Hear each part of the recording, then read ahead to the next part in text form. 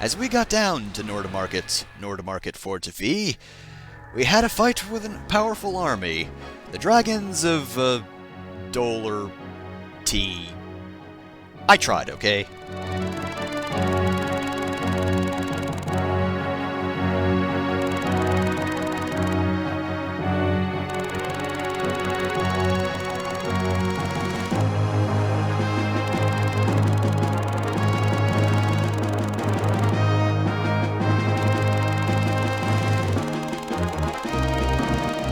That single ballista. Of course, it's not actually a single ballista. No, in fact, there are quite a few ballistas. Not over here, though. We just got a bunch of swordsmen over here. None of them are really too bad unless you send a single character in, but this is what we want to worry about. Ballisticians everywhere. Including Jake here, who is, of course, a recruitable unit because he does have a face and a name. And speaking of a face and a name, we've got another Monarchette here, who is a boss. Despite the fact that there is also somebody guarding the entrance, we do have a Monarchette who's gonna be moving around, and he's gonna be not too fun, let me tell you. That guy is nasty. It's not that bad, I'm just looking at it.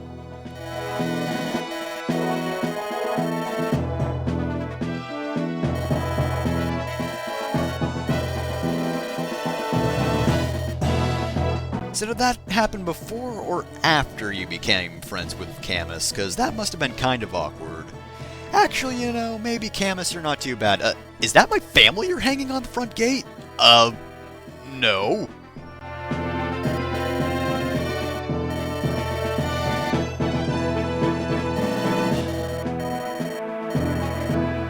Well, I mean, I'm not really taking you home at the moment because you're not even in the party, but hey, whatever. So, gonna start out by marking those ballisticians.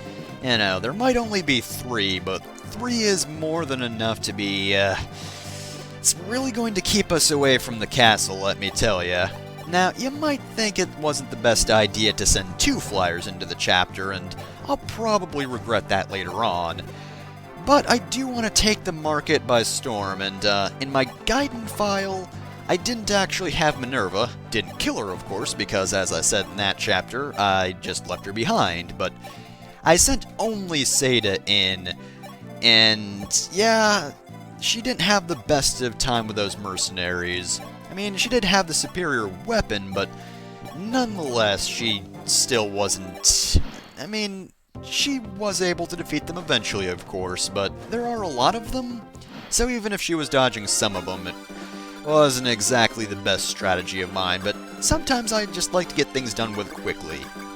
Speaking of which, we gotta make sure we take care of those Pegasus Knights, because, they are going to fly straight over to us. Be careful, of course, what range you put them in, or, what range you put your own units in when trying to deal with them, rather. And meanwhile, I'm going to have my Cavaliers charge the other end of the markets. Though, to be fair, Minerva and Seda are going to sweep up most of these guys. And by the way, even if you don't want to take Minerva, you do have to take Seda if you want to recruit Jake. Now, to be honest, in the Gaiden chapter, I actually did kind of kill him because I don't particularly like him, but if you really want to, you can just avoid him because he's not on the exit. But yeah, personally, I just didn't like him at all. And wow, that was close. Ah well, free experience for my healers. Right, so, we got that over here. Honestly, this isn't too bad, because as long as I managed to get that first round under control with those, mercenaries over there, there wasn't really anything else that would have challenged me. Well, as long as I can kill that Pegasus Knight in one round, I can stay out of the ballista fire, which isn't going to happen because Pegasus Knights are fast. Well, actually, I might be able to do that. Nah, probably not. Ogmuk? Yeah, well. Didn't manage to kill him, but Julian should be able to do this. I just wish he was able to get into the brush first. Alright, well, I am going to be shot at, but it's not a huge deal. I hope. He's at full health, he should be fine. And speaking of fine, we're actually doing very well over here. No one's really taken any damage. and these guys are more or less history. There's no way that just 2 of them are going to be any sort of problem to me. And one of them's almost dead anyway. We'll want to take care of that other guy over there, though. He's a... Okay, first off, horses in fast motion. That was a pretty great noise. Second off, kind of a pointless critical, but appreciated nonetheless.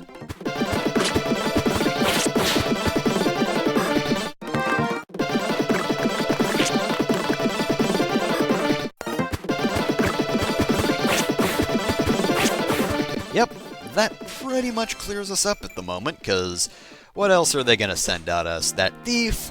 Pfft, as long as you get units in front of there in time, that thief is no problem.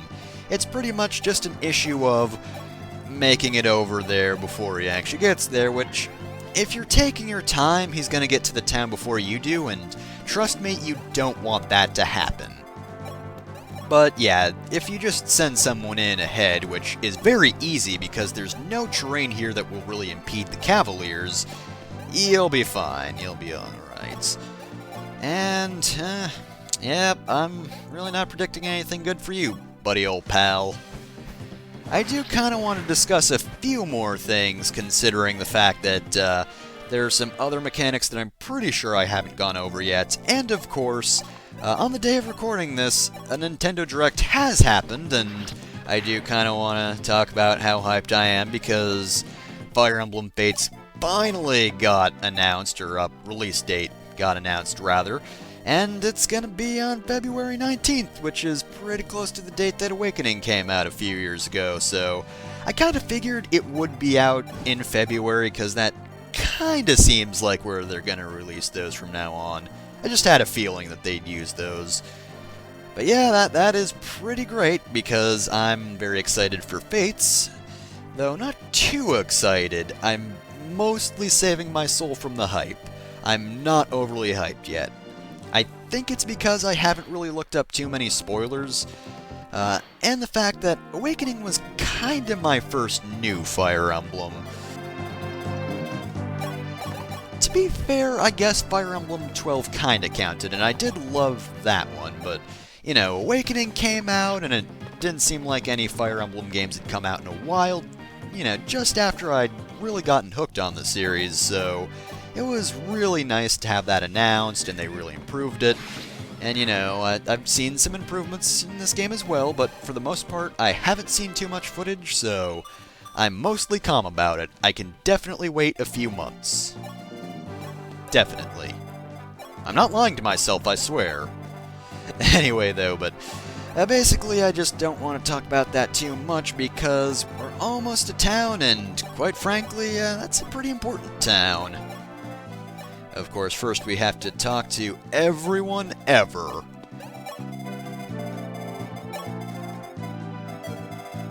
See, this is what I was saying earlier, Fire Emblem 12 marking the houses you went to. And oh, hey Anna, how's it going? But anyway, yeah, as I was saying, it would really be nice if they marked which houses you had gone to. I mean, I mostly remember them, but, you know, it would be nice. You might forget. Yeah, so, wink wink nudge nudge, you have to have Seda in order to recruit Jake. Now, Anna, if you know the Fire Emblem series, you probably know that she's a recurring character. But Jake was a recurring character for at least a little while as well. Not nearly as much as her, but he has appeared at least a few times. The one I remember the most is in Fire Emblem 7, he's just this fucking random-ass pirate. He's not important at all, he's not a playable character, but if you talk to Anna in the chapter before that, which is that one is a guidance chapter, the one where you talk to Jake is an actual story chapter, but yeah, he just appears and he's like, oh hey, you talked to Anna, that's nice of her to give me some well wishes, and that's pretty much it. He also looked pretty generic as well. I mean, to be fair, he looked generic in the original version of the game. He also had a different hair color as well, I believe, but yeah. To be fair, most Fire Emblem characters looked really generic back in the day. Except Marth. Have I ever mentioned Marth's original outfit before? Because, it was something special. It was, I can't think of a way to put it politely, so I'm just going to not say anything at all, but it certainly was something. But yeah, until probably actually no, not Fire Emblem 4, probably the original Mystery of the Emblem. So yeah, basically up until the SNES, all the characters were kind of generic. I say that, but that's really only 2 games, so 2 games and then the original remake of the first game, which I don't believe I've actually mentioned this, have I? I don't think I've mentioned that Mystery of the Emblem, the first SNES Fire Emblem game, also known as Fire Emblem 3, did have a sequel, but it also contained a bit of an original of the remake as well. But since we're almost to town, I'm going to cut that short and I'll talk about it later.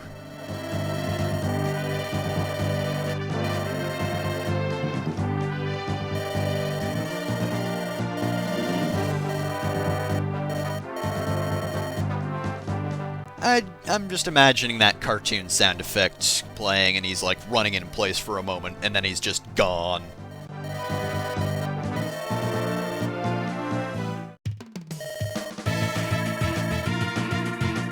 Oh hey, how's it going?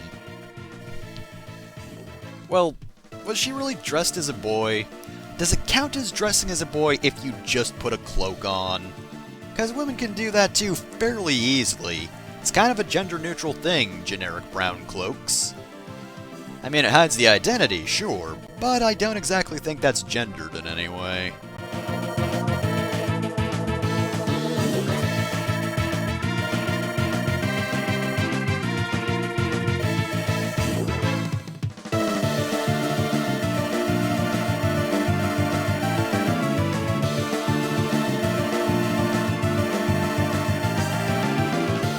Good for you. Future me, take it away.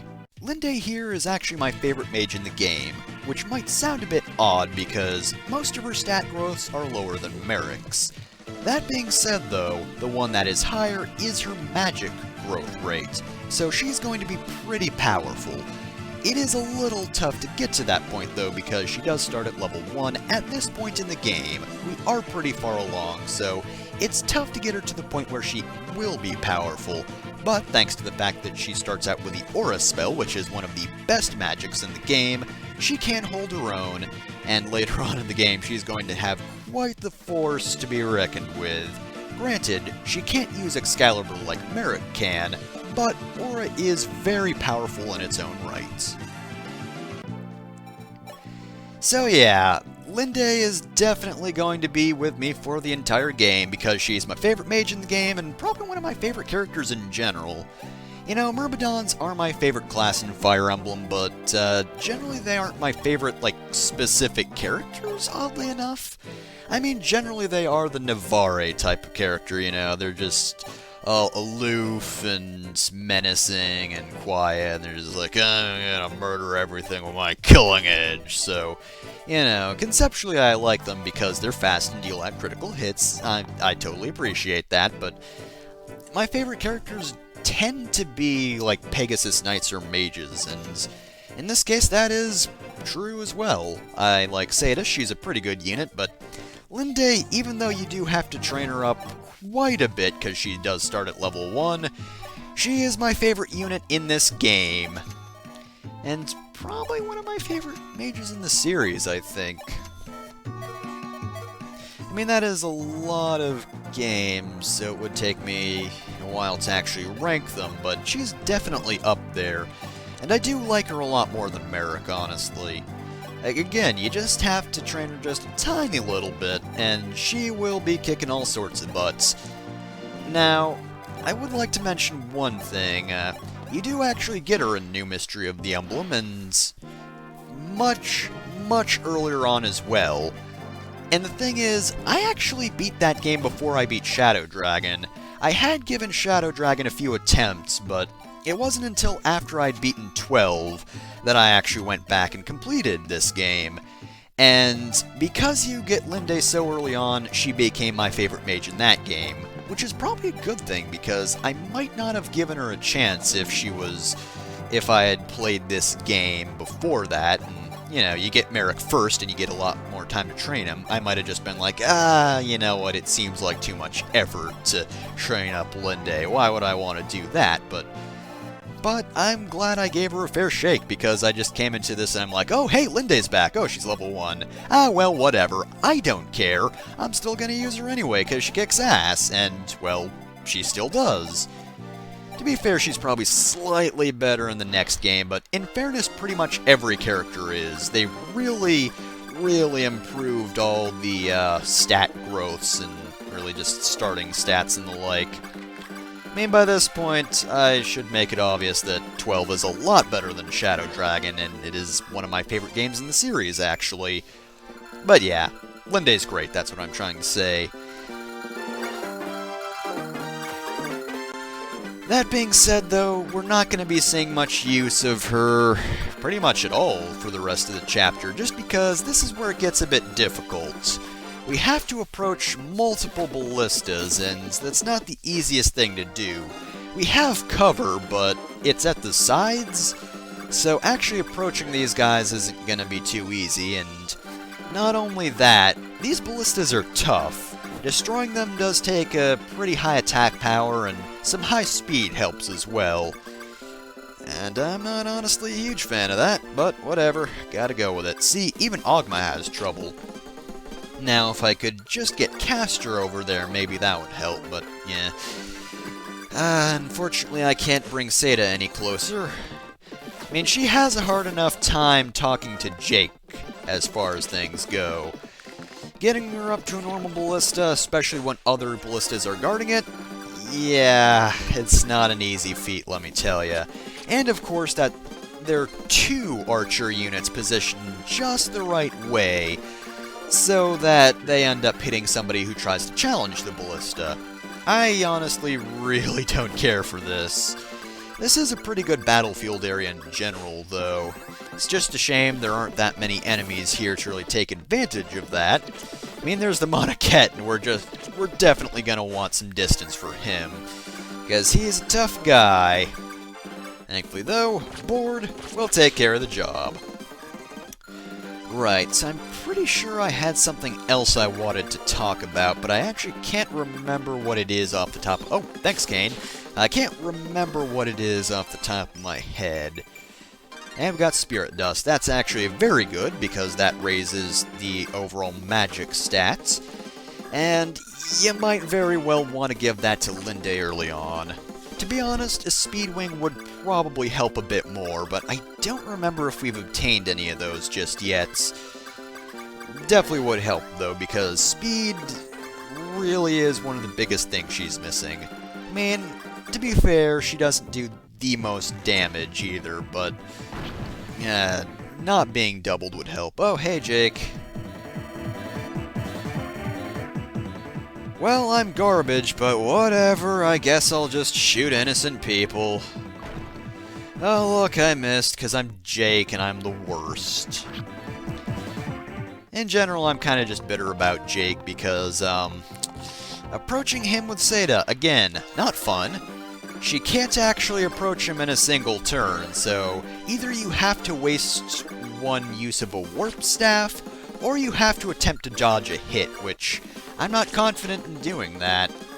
And trust me, I'm not confident in doing that because I've had takes of this before where I did try to do that. And then he fucking murdered Seda. So you can probably guess as to why I'm a little bitter that Jake exists and is still drawing breath. It might have something to do with the fact that he's killed me before. Killed a unit I like, when he's a unit I don't like. Though the interesting thing is, he is a ballistician, and ballistas are kinda weird in this series. This is the only game in which ballistas are playable units.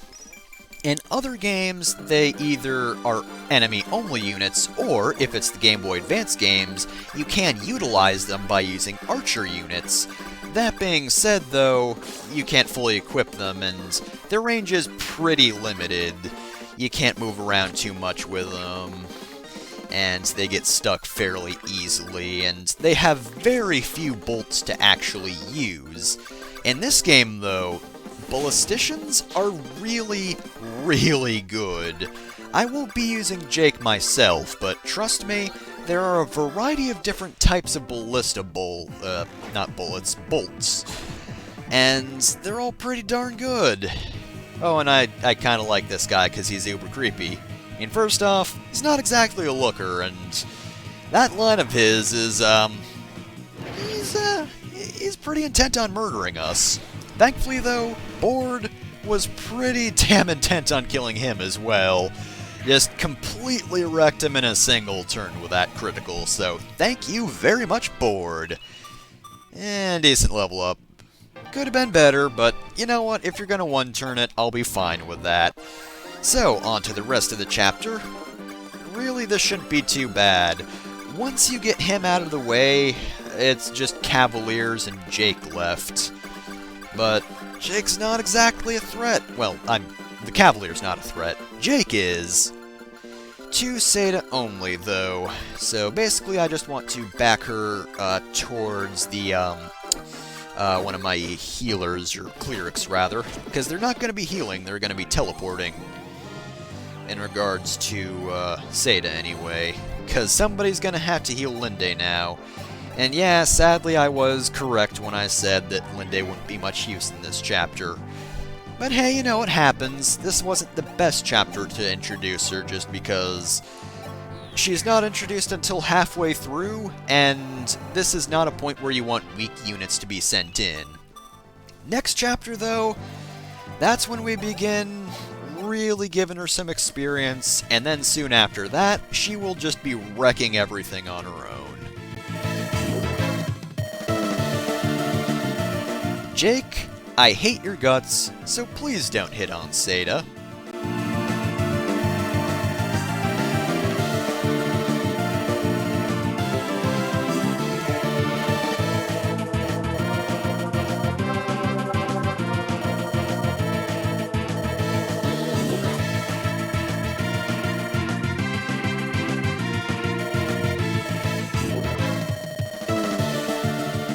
I guess I do hate this, and honestly, they're not putting much pressure on me to even fight for him. I mean, there's a guy right next to me who could be stabbing me for having this conversation with you, but he doesn't care. In fact, he's making little motions that kind of indicate he wants me to leave, so I don't think there's much of a problem here. Probably should have done this in the first place. Yeah, that's great, right. Whatever, don't care. Jake here has high skill and luck growth rates, making sure that he has some pretty good accuracy overall, and as a ballistician, that's pretty darn good, because of course, while his other stats aren't amazing, you don't want him in direct combat. You're going to want him far away picking off enemies, and quite frankly, that is something that helps a lot. Sure, his strength could be higher, but the fact that he is so accurate does help him use ballistas that are generally lower accuracy, so all in all, he's not a bad unit. I just hate his stupid face. So yeah, I'm not going to bother wasting any bolts with him because I want to keep those safe. And plentiful as well. Because ballista bolts are a little bit rare. There are a few shops that sell them and those are helpful, but you don't want to be too wasteful with those things. Also, since the boss was a Monoket that moves around, the guy over here is super weak. Oh yeah, and I guess we can talk to Jake as well. I really don't want to, but I guess he has to introduce himself to Marth.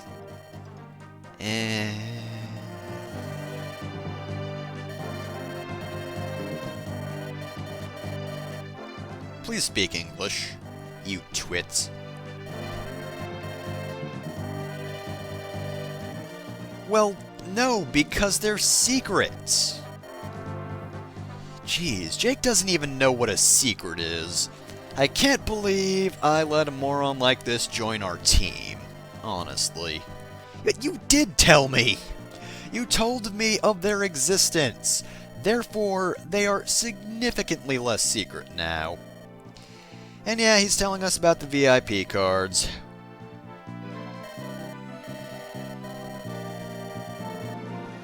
Well, that's great for me. I'm sure they'll be super cheap now, right? No, they won't. That being said though, some of the VIP shops have some very good items. A lot of it is closer to the end game though. But you do get more valuable items there, so keep your eye out. Well, it's kind of hard to keep your eye out for them actually. There are indications of where they are, but they're so small that you'd honestly never see them yourself.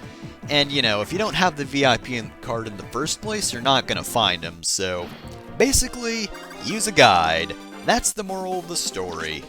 Use a guide and everything will be a-okay. And I tried to send Lin-Day over to kill that guy. The nice thing is she does start with the Aura spell, which is a very good crutch for her. I do want to save it for when she's actually really good though, just because, I mean, in fairness, not only is she good later on, but if she still has some uses of Aura left, then she's really good, because Aura is one of the most powerful spells in the game, so, you know, use it to make Lin-Day stronger, and then when she's already strong, use it to just destroy everything more than it would already be. See though, at the moment, decent damage, but very low hits. And unfortunately this boss is so weak that, oh, she's pretty close to a level. She'll definitely level at least a few times in the next chapter, so that's reassuring. Good news, we have the gate! Bad news, we haven't actually taken the castle, so it's not a huge victory.